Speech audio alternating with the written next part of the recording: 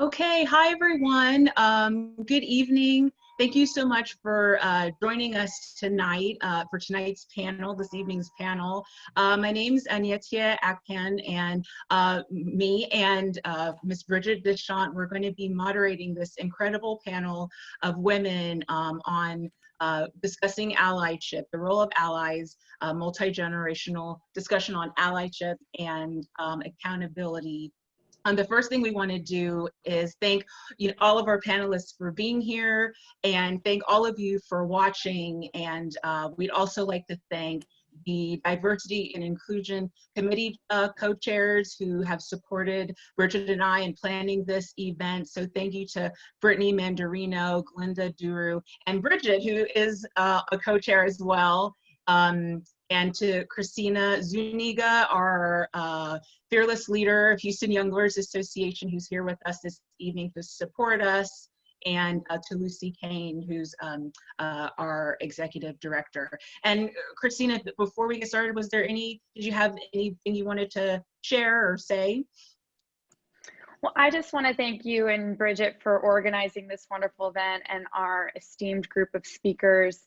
It's a very important and timely topic we're discussing tonight, and I know we have a lot of attendees who are eager to get to it, so I won't hold us up. Just thank everyone for their time.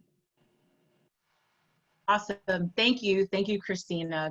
So tonight's panel, we put this together in response to in light of recent events, so to speak.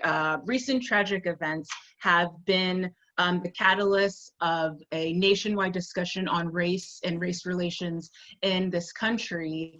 And the current climate, it's nothing new. It almost eerily echoes the climate of the protests and marches, the impetus of a very important movement that we're all very familiar with. And just as it was back then, as now, allyship is an integral component, and has been an integral component of propelling racial and social justice forward. So with tonight's conversation, we're very lucky to be joined by four incredible women from a beautiful spectrum of life experiences, and we'll be talking with them about how allyship has manifested in their life journeys, in work, in school, and we'll also be talking about an important component of allyship that doesn't get spotlighted enough, and that's how allyship intersects with wellness and mental health. So with that being said, we'd like to introduce our incredible panel, starting with the Honorable Judge Josefina Rendon, a 1976 graduate of the University of Houston Law Center. Judge Rendon is one of the first Hispanic women attorneys and judges in Houston. She's been a judge since 1983 when she first became a municipal court judge and a state district judge, and currently serves as a visiting judge for the Justice of the Peace courts here in Harris County. A mediator since 1993, Judge Rendon is past president of the Texas Association of Mediators, the Association for Conflict Resolution, and currently serves as president of the Pasadena Bar Association. She's a frequent speaker at the international and local level on dispute resolution, negotiation, diversity, and the law. She has over 150 published articles and book reviews, and is a former editorial board member of the Houston Lawyer, the Texas Bar Journal, and the Texas Mediator. And then for her leadership in the alternative dispute resolution field, Judge Rendon has been recognized as one of Texas's who's who in the ADR field. She's also been recognized with the Justice Frank Evans Award, the Susan Adams Award, as a pioneer in Houston law, and a Houston top lawyer in arbitration and mediation. So thank you, Judge Rendon, for being here with us this evening. And our next panelist is the Honorable Judge Njeri Rutledge. And Professor Rutledge is a tenured professor at South Texas College of Law, an associate judge, an author, a wife, and a mother. After earning her BA from Spelman College and her JD from Harvard Law School, she clerked for federal judge John T. Nixon of the Middle District of Tennessee before joining the law firm of Baker Botts, where she practiced civil litigation and labor and employment law. She left Baker Botts after paying off her school debt to go into public service. She worked at the Harris County District Attorney's Office for 3.5 years, where she prosecuted cases involving family violence, juveniles, and a variety of misdemeanor and felony offenses. She left the DA's office to become a law professor. She has been a professor at South Texas College of Law for over 15 years and teaches in the areas of criminal procedure, forensic evidence, criminal litigation drafting, and legal research and writing. She was my legal and research and writing professor. She has served as a judge for the city of Houston for over 10 years. Wonderful. Now, and our third panelist is attorney Justine Fanarof. Hi, Justine. Justine is a South African immigrant with a deep personal and professional background in civil rights, communication, social action, legislative advocacy, and activism. Born into a matrilineal line of healers and anti-apartheid freedom fighters, Justine is a bilingual attorney, coach, activist, yoga and meditation teacher, and also is a corporate wellness consultant based here in Houston, Texas. Her experiences as both a law student and a lawyer have brought her deep awareness of the tragic reality of the prevalence of drug abuse, depression, and suicide in the legal profession, in the corporate world, and society at large. Justine has an extensive history in civil rights advocacy, including serving as a mentoring attorney for kids in need of defense, and as the Jean and Jerry Moore Southwest Civil Rights Council for the Anti-Defamation League.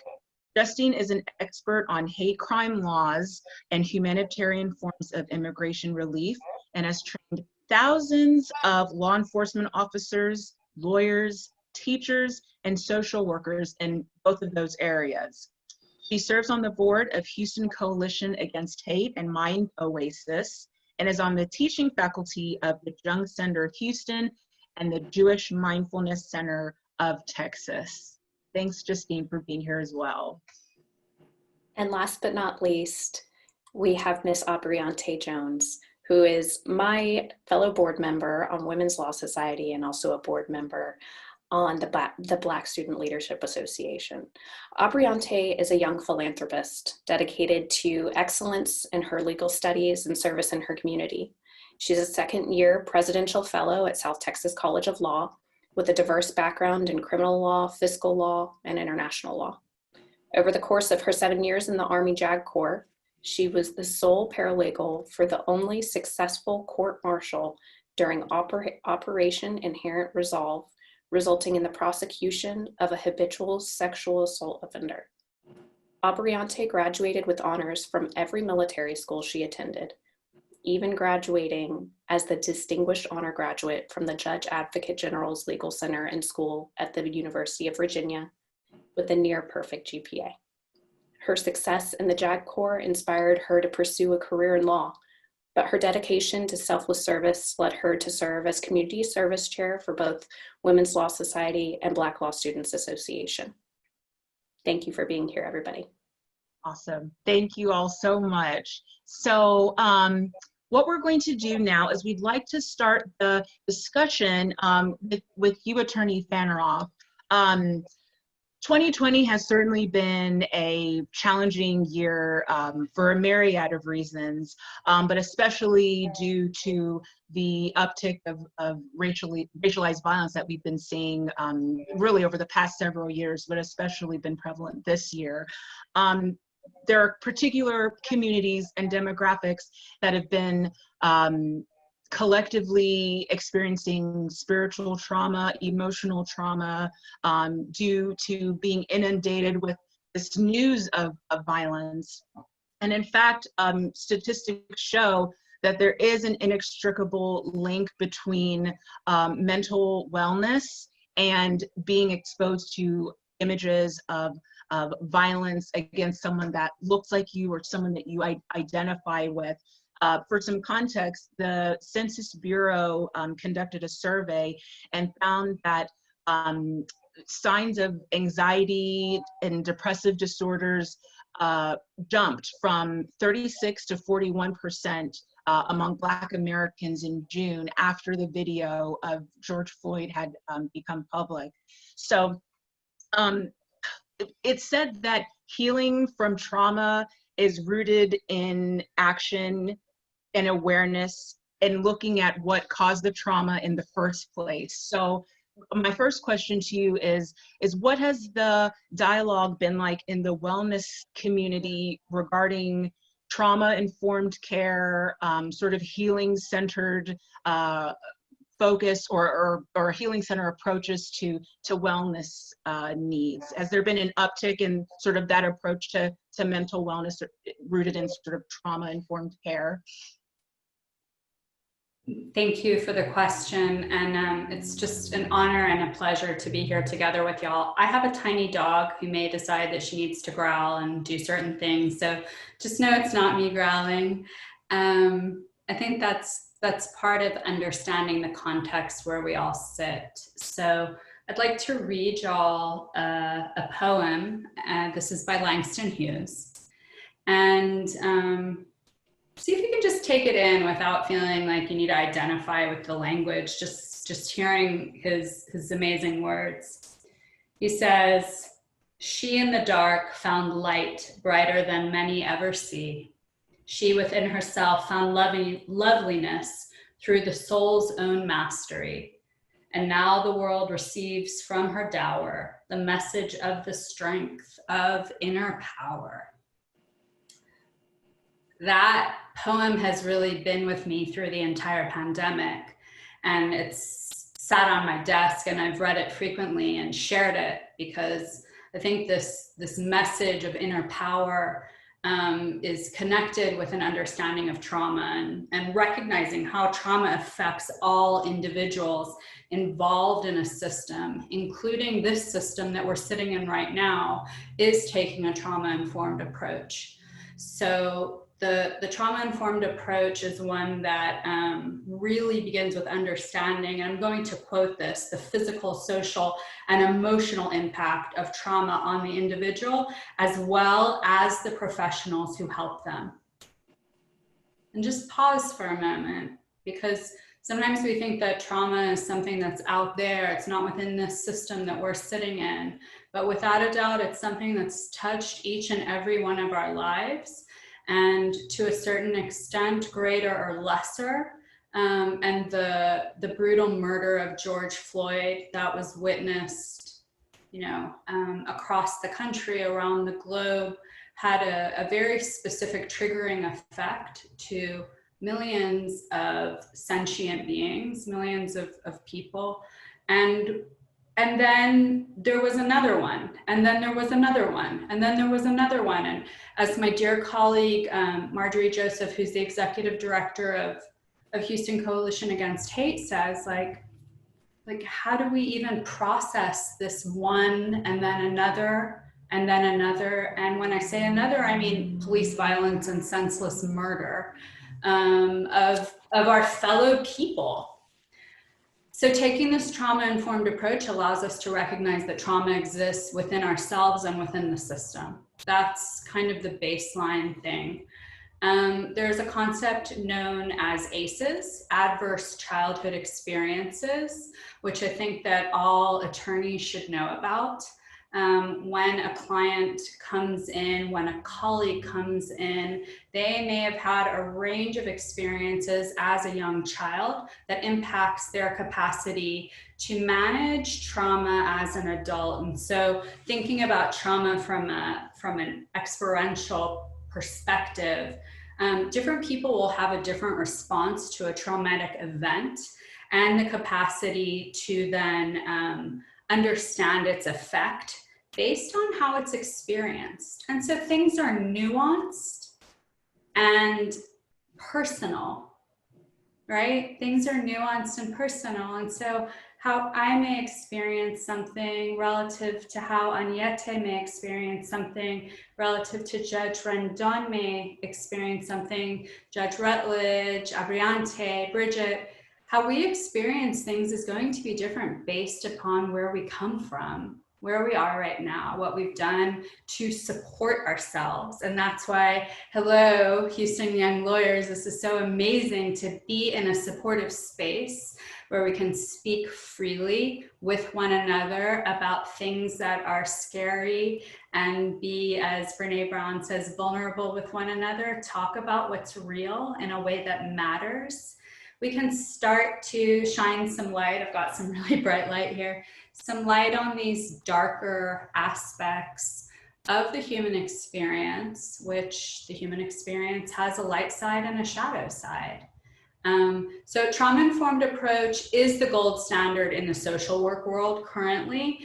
There will come a time soon, I'm praying, that attorneys as well will say, how did we ever do anything without having a trauma-informed approach? How did we not look at the whole person and give them choices and create a safe space for them and provide a collaborative approach and make things trustworthy?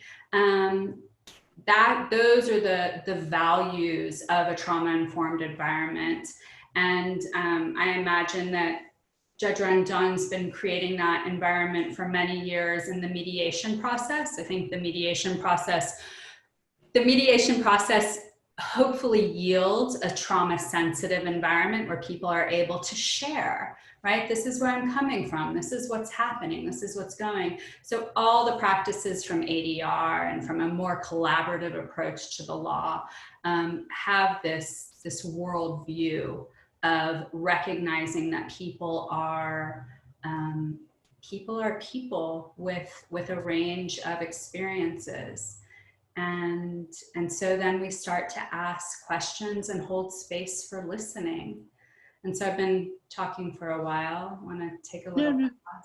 No, thank you so much, Justine. No, that's perfect, because I mean, one thing you mentioned is the importance of collaboration and having how this sort of healing-centered approach to trauma goes hand in hand with sort of collaborative efforts, to remedy what's been going on, not only within, but on a greater institutional level. And so, keeping that in mind, what would you say, looking at the way wellness, mindfulness, and allyship intersect, what are ways or examples of how white wellness practitioners can support marginalized communities? Yeah, it's another really important question. And so I'll put something out there that I think is a nice jumping off point for us to all discuss, which there is no trauma-informed practice without social justice at its core value. So we have to have that as a framework from which we work from, and social justice recognizing inequity in brown and Black populations, in Indigenous populations. What we say in kind of the civil rights community is doing the work.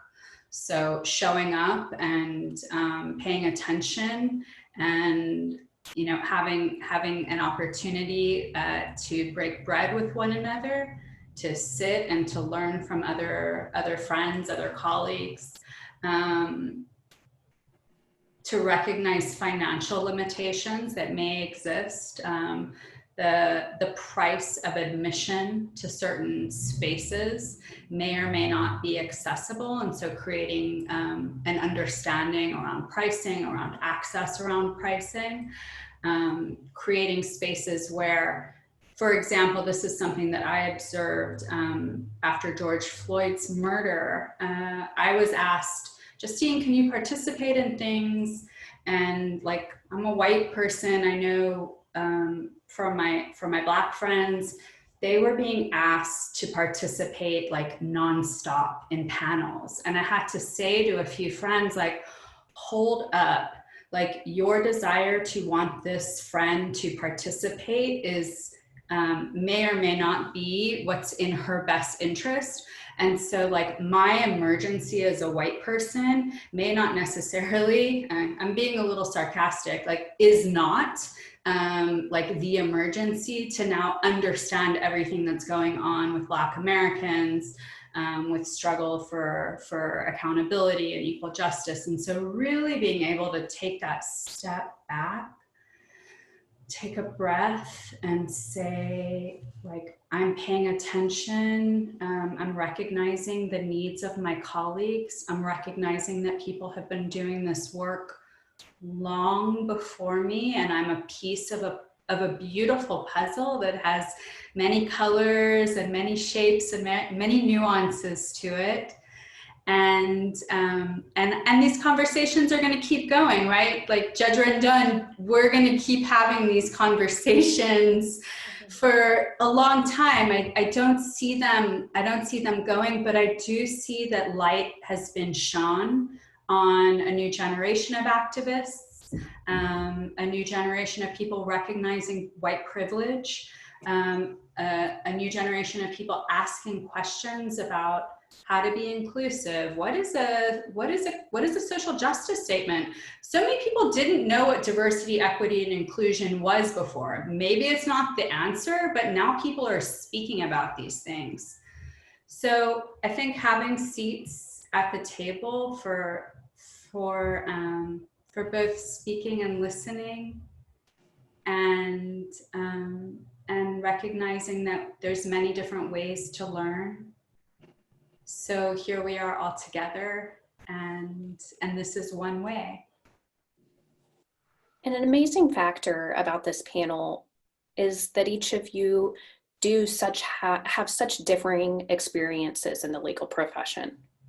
And that's not solely based on the jobs or roles that each of you have, but it's the vast array of professional and cultural experiences that have accompanied your varying years in the profession. And we're going to move now to allyship in the legal profession and how that's developed through the generations.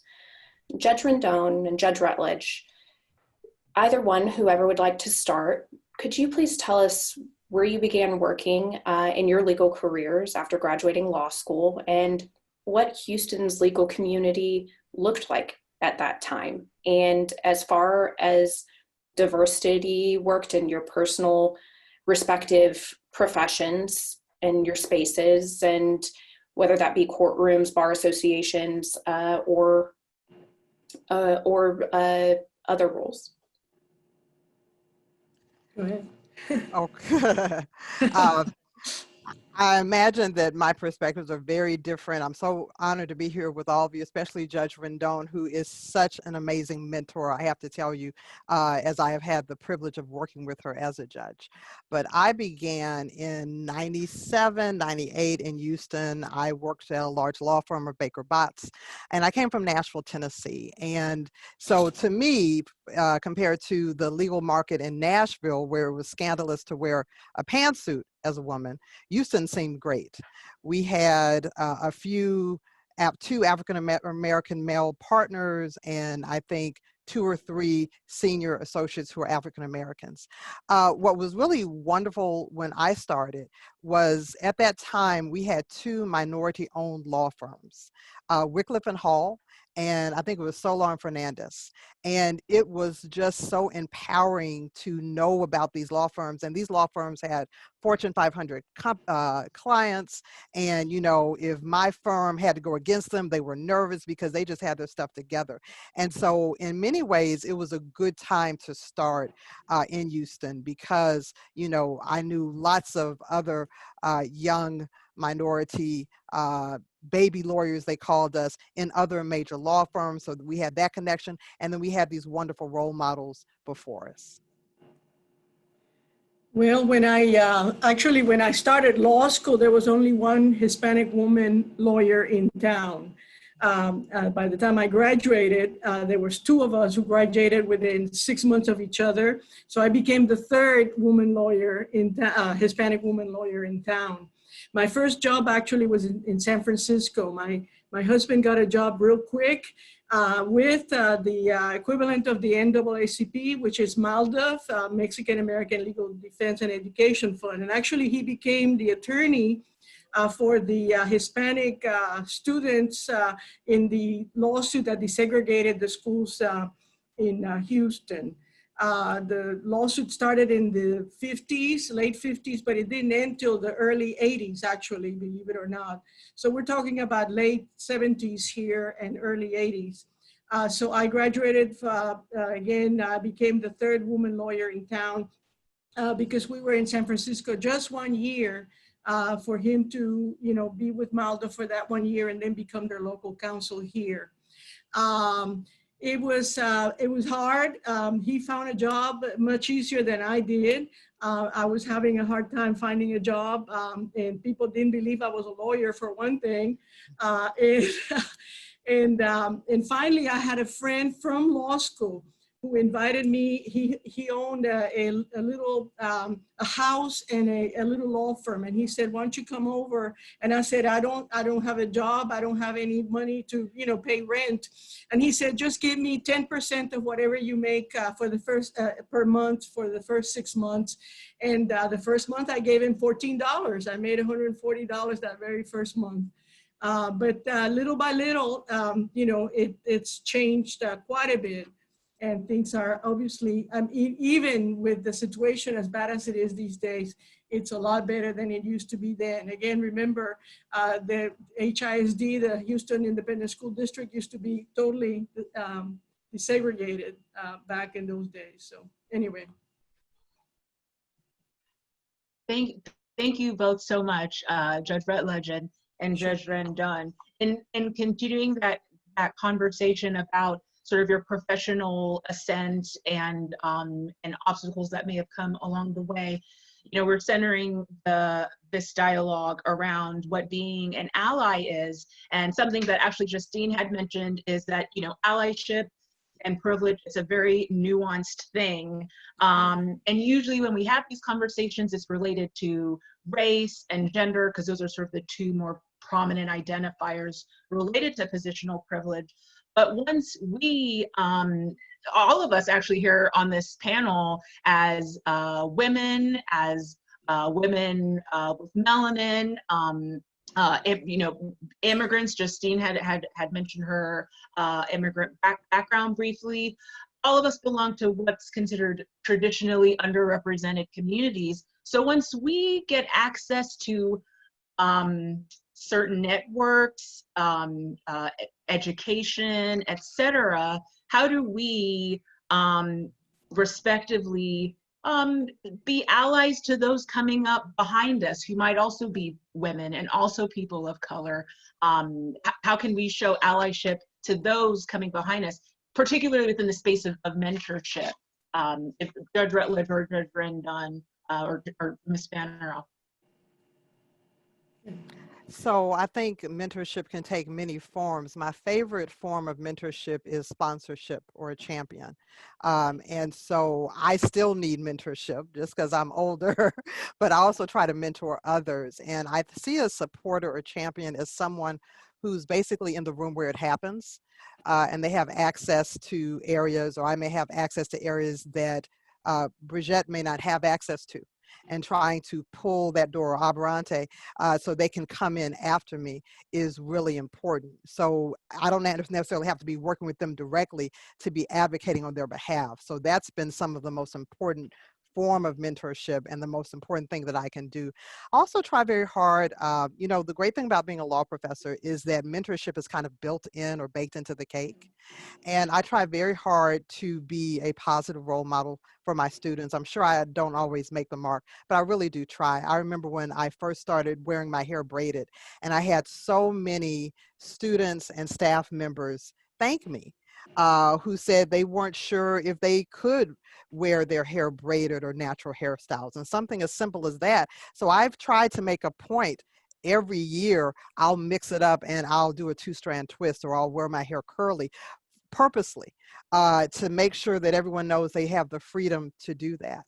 I think mentoring sometimes is also just making life easier and letting them know that you can do it, being a cheerleader.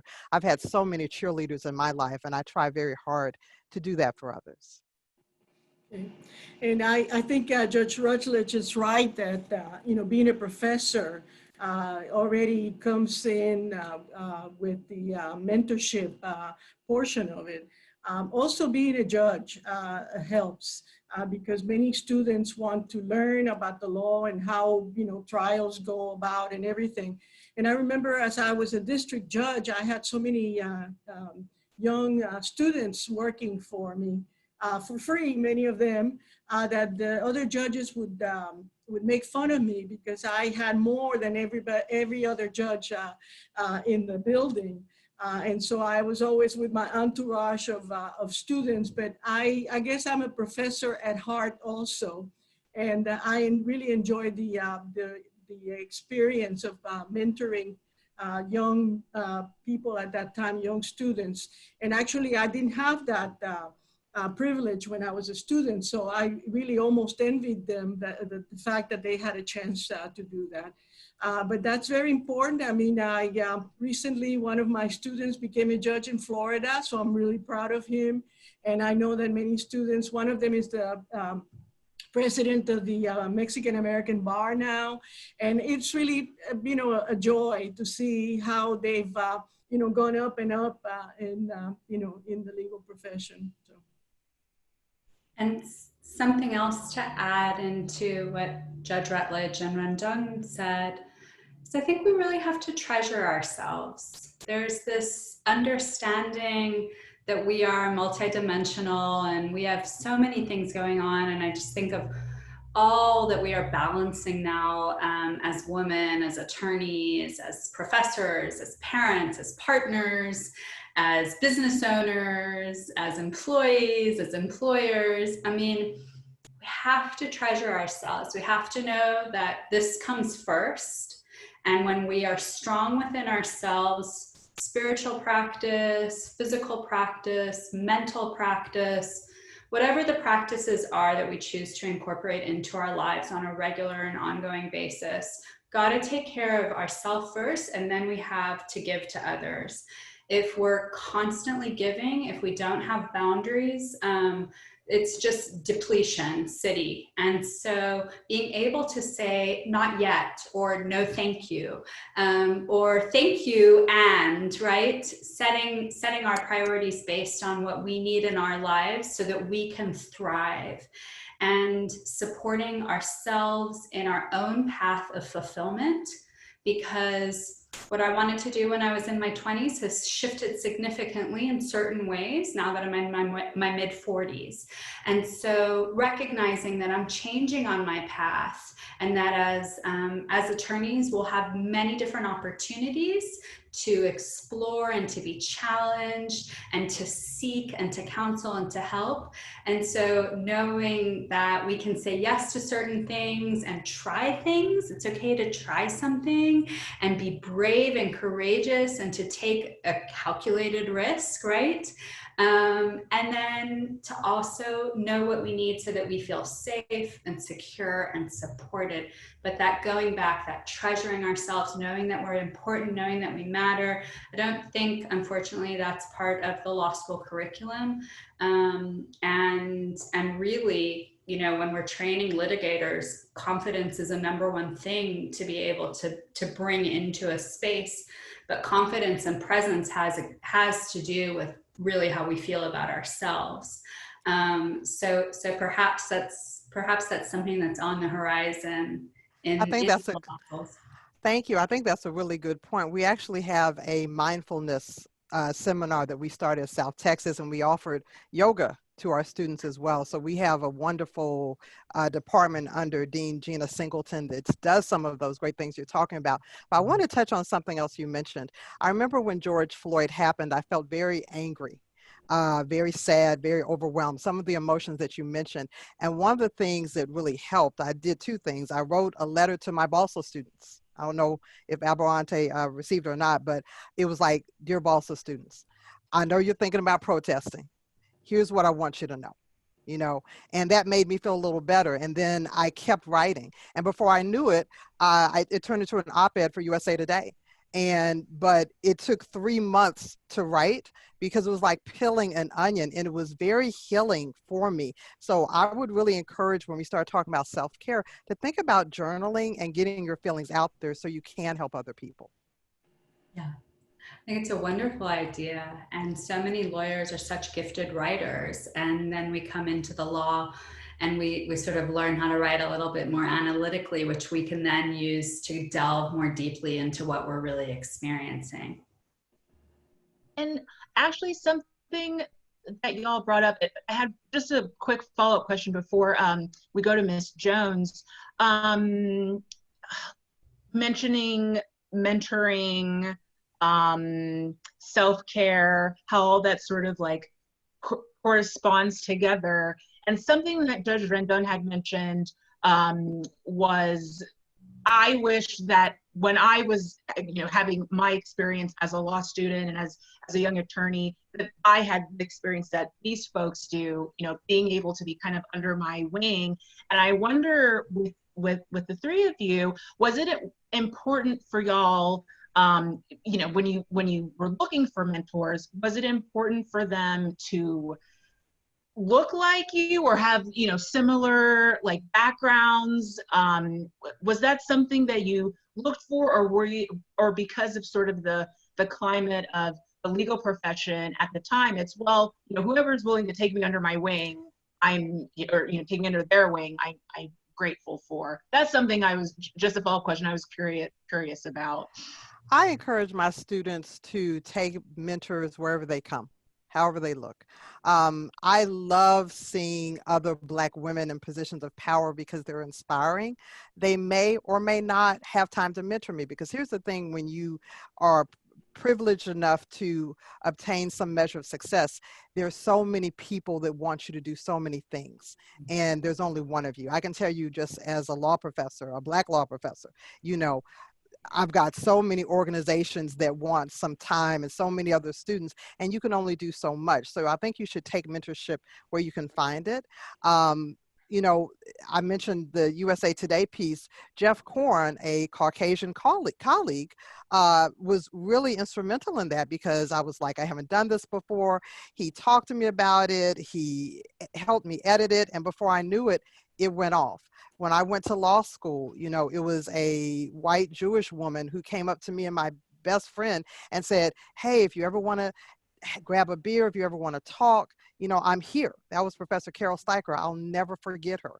That was wonderful. When I was at Baker Botts, it was 2 white women. One, the Honorable Judge Jennifer Walker Elrod, was instrumental in me getting to Baker Botts. Teresa Valderrama, Chapman Smith, all Caucasian people who championed me, who gave me work, who pushed me, who were my cheerleaders. And although there were some wonderful other people who looked like me in the environment, they weren't necessarily mentors. They were great forms of support and friends. But in terms of people who really helped me tremendously, oftentimes it hasn't necessarily looked like me.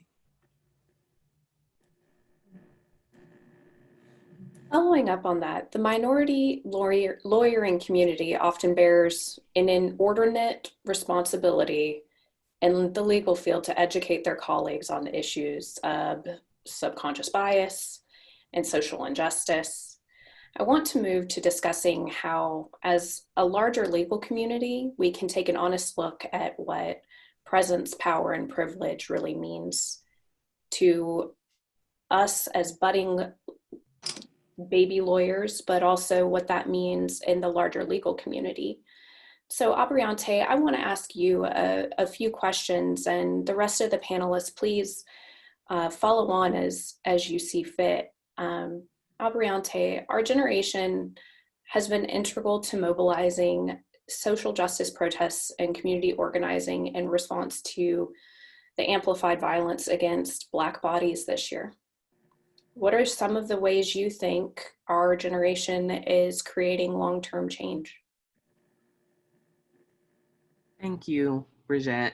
I'm so excited to be here, you guys. So I'll start by saying With us being so young, I think that a lot of us were frustrated and ready to take action, and we didn't really want to act without thinking. And when I say us, I think about people that I surround myself with that really do want to see lasting change.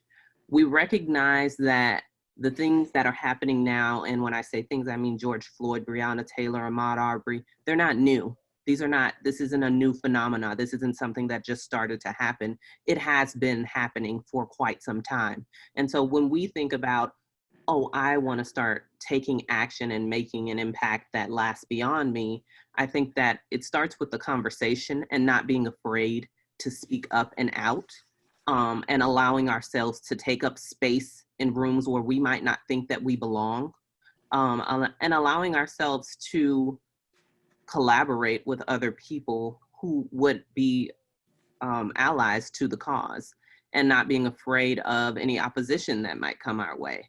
And I think that's where it kind of all began, is with whatever it takes to move forward, whatever it takes to get out of this position and to at least begin a catalyst for change, if you will, then that's what we would like to do. And so I think that that's where it started. And of course, we have social media on our side. So a lot of that has transcended what our wildest dreams are. You could be speaking on podcasts like we are now and it goes viral tomorrow. You could send a tweet and then the next thing you know, it's worldwide, it's international. And so while it seems that those types of things are tiny, it's not. It's nothing for us to get on Snapchat and you could either post your opinion or post some sort of injustice you see, or even a positive thing that you see happening where races are coming together. And those types of things spark change. It causes your friend who's following you to say, hey, how can I get in on this? And how can I get in on this? And now all of a sudden, change is popular and social justice is trending. And so you have more people who want to be hands-on and want to be a part of the cause and are aware of it. It's very difficult to be ignorant to it now and to act like this problem isn't impacting us all. And speaking to that notion, what do you think is an effective means of educating our peers, our superiors, and our acquaintances about allyship? I think it's important to never speak without being educated, first of all, and never to convey information that you're not sure about. And whenever I am in a room with peers, subordinates, superiors, I always try to listen more than I talk. You'll even notice on the panel, I like to at least absorb the information and my surroundings, right? And then whenever we're communicating, that makes sure that we can have a healthy dialogue and a healthy exchange. If I can recognize what your position is, what your viewpoint is, what your motives are, and then I can try to communicate with you at the level that you're at. And I go in with listening as my first and foremost objective, because I find that people don't listen enough. And when it's so critical and so important, especially in the times that we're in now, I think that listening is the best way to communicate, first of all. And then when I do speak, I make sure that it's something that needs to be said. I don't just want to talk for fluff or to have your ear for no reason, so that you know that I mean what I'm saying. I think allyship is hard work. And one of the things I had promised myself I wasn't going to do, and I told it to my boss's students as well, is not to put on themselves the burden of educating people about racism. If people want to be educated about racism, they need to put some of the work in themselves, right? There are books out there about how to be anti-racist. There are all of these things, and sometimes it's really burdensome, as you've already communicated, in terms of 100 panels to go through and all of this. And sometimes it doesn't feel like you're doing much good or you're accomplishing much. And that's because if people aren't ready to listen and receive, then it's not going to do much good. You know, there's a concept in the Bible about, I will not give the Lord that which costs me nothing. Allyship is a little similar. It needs to cost you something. And most of the times what it's going to cost you is getting you out of your comfort zone, right? Because what's not helpful is this kind of soft allyship were people treated as a summer fling. You know, we saw people get so upset over George Floyd, like it was this watershed event. But I can say for myself as an African-American woman who has seen this over and over again, I was just exhausted that this was one more. It wasn't necessarily him, it's here we are again. And it was just so brutal. And now it's been what, 3-4 months, and we've had so many other incidents. And we went from lots of wonderful allies saying Black Lives Matter to people saying, oh, stop protesting. Oh, maybe they're a terrorist group. Oh, you know, they just want to get back to their comfort. And we still have a lot of injustices going on. And we still need allies. So I think it really requires some self-reflection and some self-education. And if you can do that basic work, then you can ask me to come alongside with you. I think it's, I'm sorry, go ahead. Sorry, go ahead. No, I think it's important that, you know, we have all felt, undermined at times and discriminated against. I think it's very important not to pay back, not to retaliate of sorts, not to insult, to try to behave as positively and constructively as we can, even with those who have misbehaved with us. And I remember one time there was a dinner, a Democratic Party dinner, and there was a white guy who had paid a lot of money, you know, for a big table. He was helping the, you know, the party that, you know, deals more with in favor of minorities than, you know, the other. And there was a woman who stood up, a Black woman who stood up and started talking bad about white males. And you know, he just looked like, I mean, and I still remember that. That was many, many years ago. But the fact that, I mean, that we need to be careful that we don't, you know, make enemies of those who are already friends of ours and who are trying to help us. So, but even if we think they're enemies of sorts, you know, we have to try to teach more than retaliate, I think. I think that's very important. And just to piggyback off of, and pardon me for interrupting you, Judge Rendon, I'm sorry, to piggyback off of Abreante and Judge Rutledge's point about emotional burdens, I think that I really appreciated that, because I think that's been sort of the pattern that a lot of us are experiencing with, you know, people want to know how they can help and like, what can I do to be a part of making change? But again, to Judge Rutledge's point and Abreante's point, being that person who is always being in that space, if you're always having to teach, that contributes to the emotional trauma that we started this conversation with Ms. Fanarof. So it's balancing how to speak with others about it, but then also to Judge Rendon's point, you know, keeping it in a space that presenting it so that people can receive it. But there's the importance of that boundary too, as Ms. Fanarof said, of saying, you know, I'm not in a space where I can talk about that. It's emotionally burdensome and traumatic to always be talking about race and educating other people about it. So there is some self-empowerment that has to happen, where it's like, let me find literature on this, let me start reading about it, so that Black communities, brown communities, immigrant communities, women aren't always in this teaching space and feeling overwhelmed and burdened by that. So I thank y'all for that. I just wanted to piggyback on those great points. So sorry, Brigette. And if I can just also hear, part of the networking and part of the mentorship that I think we sit in as attorneys is we have access to information.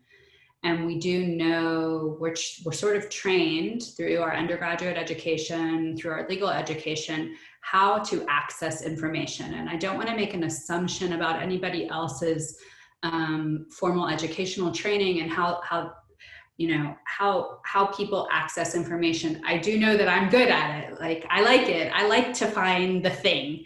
And so if I can find the thing and help somebody find the thing that makes sense for them, I want to be that networker and that putter and toucher of that person with that thing, if that's what they want. So if somebody comes to me seeking information, and I too have experienced some of this, like, oh my gosh, you're just waking up to racism in the United States of America. Where have you been feeling, but not to the extent I recognize of my brown and black amigas and amigos. And so maybe I do have a little bit more energy to say, all right, plug in with Houston Coalition Against Hate, plug in with MALDEF, plug in with the ACLU, plug in with these community-based organizations, and they may be able to put you on a path. I don't have to answer all your questions, but I can support somebody in finding the organization that makes sense for them. And that's one of the things that I love about mentorship and I love about leadership, is stepping into that space of connection and inspiration. And so I will say, if there's anybody out there that's like, I'm into this random thing, as Civil Rights Counsel for the ADL, I'll never forget, I called my boss in New York one day and I said, because I managed 7 states, and we covered so many civil rights issues. And I called him in New York, Steve Freeman, one of the genius people that included sexual orientation and gender identity in the federal hate crime statute, like, brilliant person. I called him and I said, do we handle, this was 10 years ago, do we handle bathroom issues? I hadn't heard of that yet. It wasn't within my framework of understanding. And he said, yes, Justine, this is our policy. This is what we have. And I was like, okay, I'm learning, you know? And so being committed to that practice, knowing who to reach out to, there's so many nuances with civil rights issues. If somebody has a question, you're always welcome to reach out to me. If I don't know the answer, I'll work diligently to try to connect you to all the resources that exist.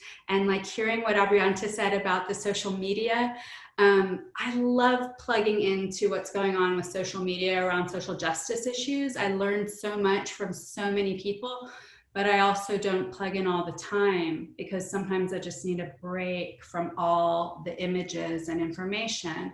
And so it's like finding that balance, right? Once again, between being, as Justice Ginsburg said, a little bit deaf, right? Sometimes we have to be a little bit deaf, and then paying attention. And George Floyd, Breonna Taylor, Walter Scott, we have to pay attention, like, basta.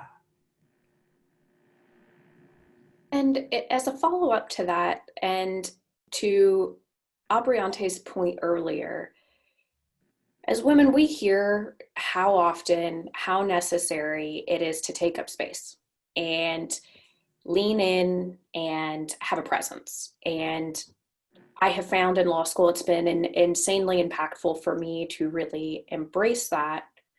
But Abreante, I'd like to know what that's meant for you, not only in your time in law school, but in your time in the military and as your time as a young mother who is raising a young son in this climate.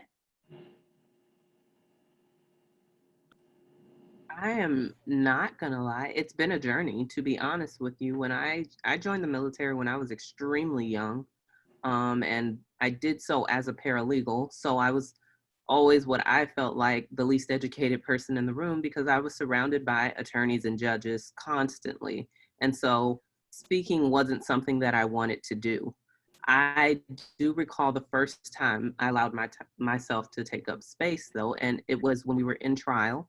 And I would only ever speak to my attorney. She used to call me her left brain. She turned around and she asked me, you know, something simple. I gave her the answer. Her second chair had written all the wrong notes for crossing the witness that was on the stand. And I was like, ma'am, you won't be able to get that information from that witness. If you ask those questions, we're gonna look crazy in court. So they called a recess and we were in the room. There's 3 attorneys panicking. They're all baby attorneys, by the way. Like, this is probably one of their very first trials, and they're all panicking in the room, and I'm sitting in the corner. And I remember that the attorney turned around and she said, what I look like in there depends on whether or not you speak up. So if you know the answer, tell me. And it seems like it didn't really resonate with me that I was harming her by my silence could be harmful. It never resonated. So I, of course, told her everything I know. I was like, this witness knows X, Y, Z, blah, blah, blah. And I gave her the answers that she needed to go into the trial and be successful. And after, I'll never forget that she was like, you never have to be quiet to make other people feel secure. Because I was like, ma'am, you have 2 attorneys beside you who have law degrees. Why would I speak up and tell you anything about this case right now? This isn't my, my place. I remember she told me that if you know the answer, be quiet. If you can, or speak up. If you can be of help, you should do so. And so I started to slowly feel secure with speaking up. I always would feel like perhaps I needed to earn the ability to talk, if you will. I needed just a little bit more experience, just a little bit more letters behind my name. But slowly I realized that I'm enough. If I know what I'm talking about, I'm okay. I'm gonna speak, and I'm gonna make sure that I know what I'm talking about, of course. But that slowly started my journey. Even when I got promoted, and I started to get all these accolades as a paralegal, and the attorneys were requesting to borrow me, I would still show up and be shy. And they used to call me the firecracker because during the sparring, I would always go ham. Whenever you would spar for trial, I would just go ham because I didn't know any rules of evidence. I was just going to let you have it with the case notes that I had. And I would show up and be very timid and be like, oh, I'm so sorry, I don't really know you. And then I remember they'd start and I'd just snap. And all the guy attorneys used to just take videos on their phone and be like, you have to see what this little paralegal can do. And it felt empowering the more I started to step into it and accept it. And so that's what I would encourage everyone to do, is to step into it and accept it. I need your help for mock trial practice, it sounds like.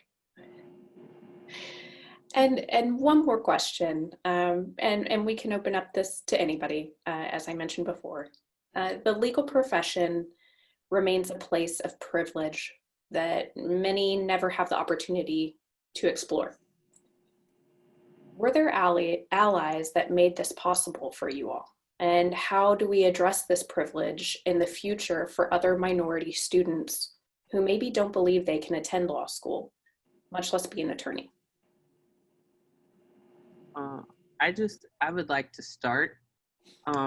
I think my biggest champion for me to go to law school, it goes hand in hand with Professor Rutledge said about taking mentors and allies wherever you can get them. One of the biggest champions for me to pursue law school was a middle-aged, short white man. And when I tell you he was adamant about me taking the LSAT and adamant about me going into law school, and really opened my eyes about how this wasn't that far a leap for me, and pushing me to achieve something that I always knew I wanted, but maybe didn't feel comfortable reaching for. He was one of the main people who was in my corner. He always used to say, I am average smart. I'm not above average. I'm not below average. I get by. And he would say, you have a much better work ethic than I, so why don't you feel as though you should be in law school? Like, why don't you feel that this is something that you can do? And I think just having him almost welcome me into the space, it wasn't permission, but it was encouragement. And I think that kind of leveled the privilege, I think, for me. And he went above and beyond, which not everyone will do. He paid for my LSAT fees and gave me time off because he was like, I know you'll just be here working on cases if I don't force you out of the office to study for your LSAT. So I would say that was one of the people who did push me into coming to law school. Otherwise, I'd still be the paralegal bouncing around from attorney to attorney so they could use me like a second chair when I'm only a paralegal. I think it's important for our alums to give back as well. I have no doubt that Miss Jones, when she finishes law school, she's going to give back because that's the kind of person she is. I'm sure the same is true for Brigette. But it's really important when you talk about scholarship. So many minority students struggle with financial issues, and that's a big barrier for law school. But with great alumni support, we can get scholarship dollars, we can get job opportunities, we can get tutoring for the bar exam. There's so many great things can happen if we can just remember to turn back and help others the way we were helped, or even the way we wish we had been helped. Dito. Yeah. And I want to just honor the matrilineal line. My granny was 14 when her father said, no more school. 2 generations ago. She was very smart, and she wasn't allowed to continue her education because that's just not what was done. And she was a white woman in England.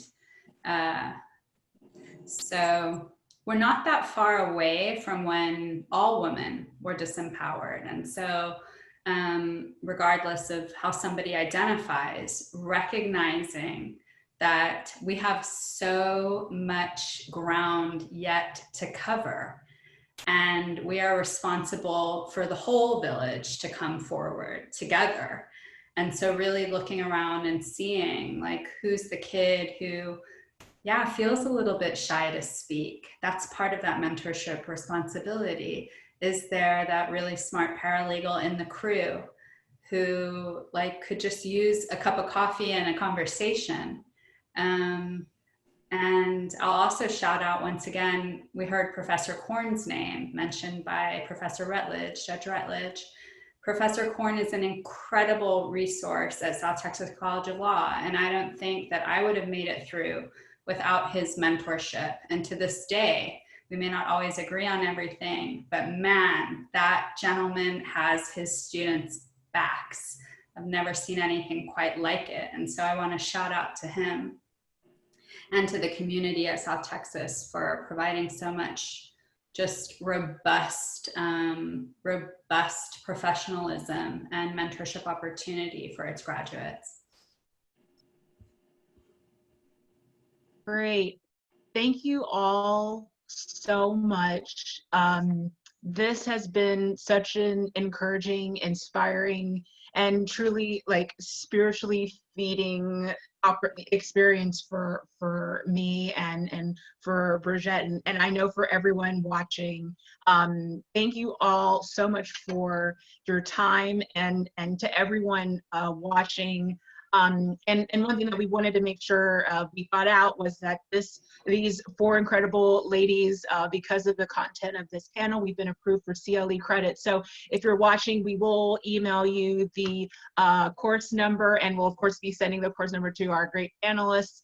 And if you happen to watch this after it's been posted, just send an email to me or Brigette. Our email addresses are on the HYLA calendar. And again, to Judge Rendon, Judge Rutledge, Ms. Fanarof, Ms. Jones, again, thank you so much. Bless you for continuing this conversation. And one thing I just wanted to say as we leave for the evening, to you and to those watching, the word ally, is it a verb or is it a noun, or is it both? And that's something that I've been meditating on personally, and something I encourage y'all to think about as well, as we continue our commitment to diligently acting and participating in allyship. So again, thank you all so much, and hope you all have a good evening. So thank you. Y'all take care. Be well. Bye. Thank you for having us.